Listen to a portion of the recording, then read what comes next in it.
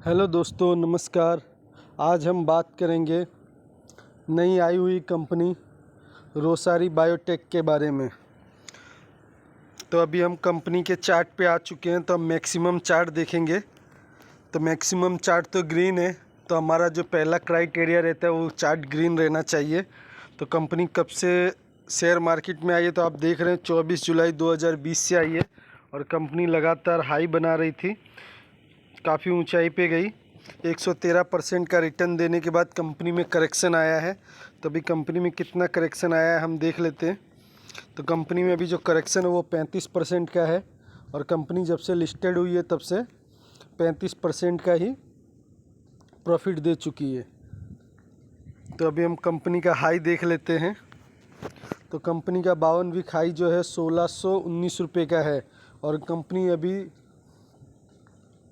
990 रुपया चल रही है। तो लगभग 600 सवा 600 रुपये का करेक्शन है। तो ये एक बाई करने के लिए अच्छा मौका बन रहा है।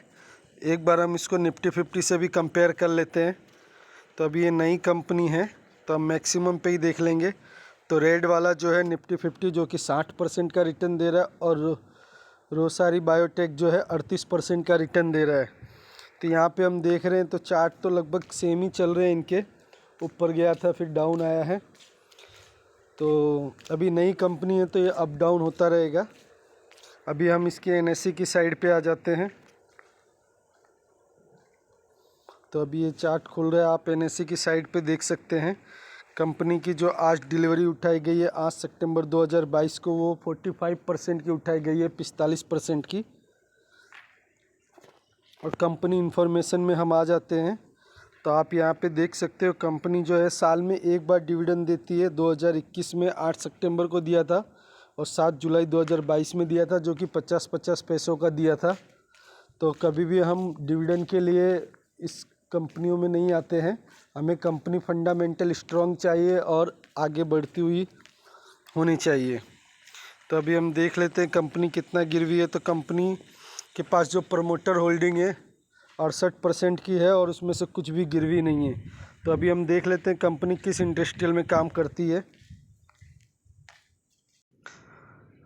तो आप देख सकते हैं कंपनी जो काम करती है इंडस्ट्रियल में, वो स्पेशली केमिकल इंडस्ट्रियल में काम करती है। तो आप जानते होंगे कि कंपनी जो है केमिकल सेक्टर जो है सबसे बेहतरीन सेक्टर होता है और अभी केमिकल सेक्टर में ही बाइंग चल रही है, वही अभी अपने बाई ट्रेंड में है। और केमिकल सेक्टर में ऐसा नहीं, केमिकल सेक्टर में बहुत सारी कंपनियां, लेकिन उनका अलग अलग कंपटीशन है। वो कभी भी एक साथ कंपटीशन नहीं करते, क्योंकि कोई कंपनी किसका केमिकल बना रही है, कोई कंपनी किसका केमिकल बना रही है। तो उनका केमिकल सेक्टर में तो है, लेकिन उनका जो बनाने का तरीका है वो अलग अलग बना रही है केमिकल।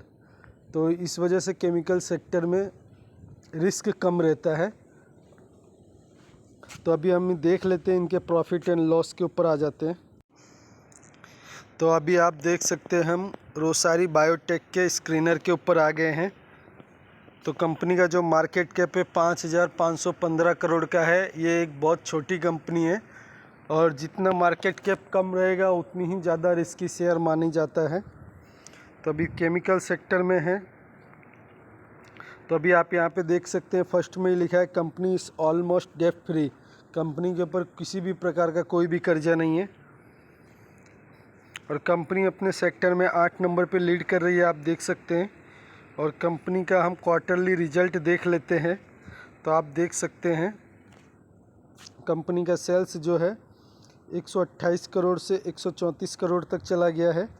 उसी तरह से ऑपरेटिंग प्रॉफिट भी देख सकते हैं 22 करोड़ से 27 करोड़ तक गया है, ये भी अप है।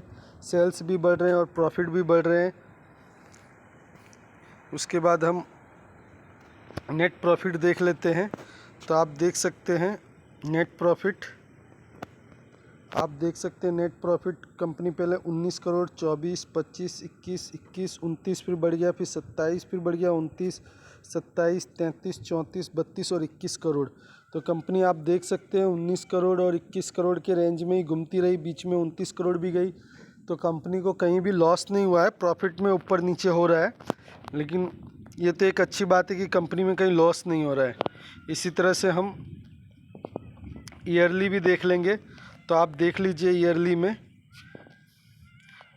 एक मिनट हम देख लेते हैं इसको, 2011 से देख लेते हैं।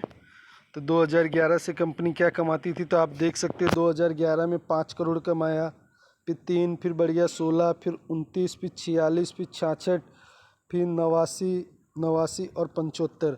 तो आप देख सकते हैं कंपनी 5 करोड़ से 75 करोड़ तक गई है। तो ये एक अप ट्रेंड ही है। तो ये कंपनी तो प्रॉफिट के मामले में अप ट्रेंड चल रही है, इनके सेल्स भी बढ़ रहे हैं, ऑपरेटिंग प्रॉफिट भी बढ़ रहा है, नेट प्रॉफिट भी बढ़ रहा है। तो कंपनी में ये एक अच्छी बात है। एक बार हम प्रमोटर होल्डिंग देख लेते हैं।